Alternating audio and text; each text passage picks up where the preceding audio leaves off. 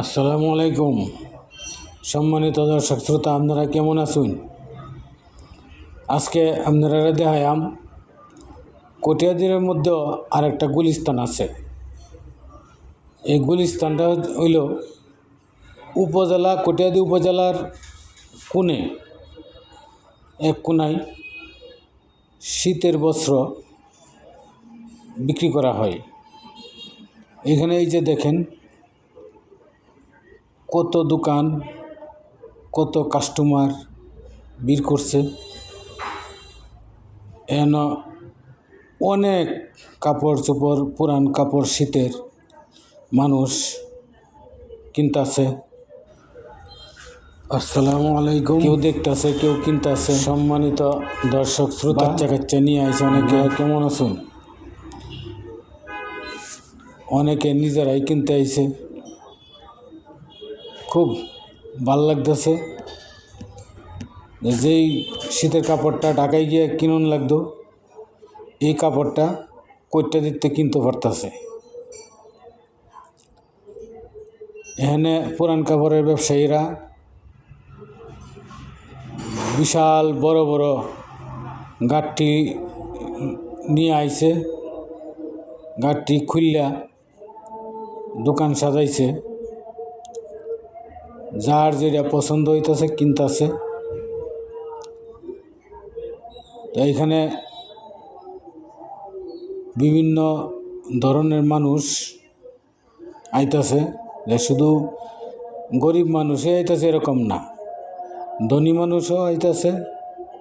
যাদের আরও বেশি দামে কেনার সামর্থ্য আছে, নতুন কাপড় কেনার সামর্থ্য আছে, এরাও আইতাছে। দুইটা পয়সা বাঁচাইয়া একটা ভালো কাপড় কিনতে পারলে বাড়তি টাকাটা পরিবারে কোথাও না কোথাও কাজে লাগবে।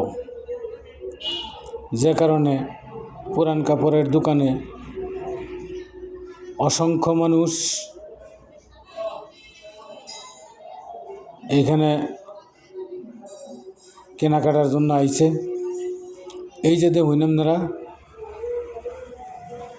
এই যে দেখুন কতগুলা দোকান। উপজেলার নতুন গেটের কোণার মধ্যে যে নতুন পার্ক হয়েছে, পার্কের ভিতরে বাহিরে অনেক দোকান।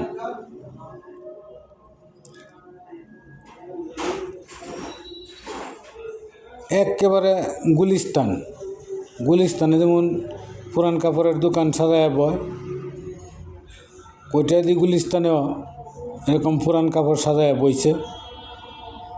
খুব ভাল লাগতেছে। এই যে উপজেলার গেট, এই গেটের সামনেই দোকান বসাইছে মানুষ। এই যে দেখুন দোকানগুলা, কত দোকান। এই যে উপজেলা রাস্তা দিয়া গাড়ি চলতেছে। এই দেখুন পুরুষ মহিলা। এরপরে এই যে দেখুন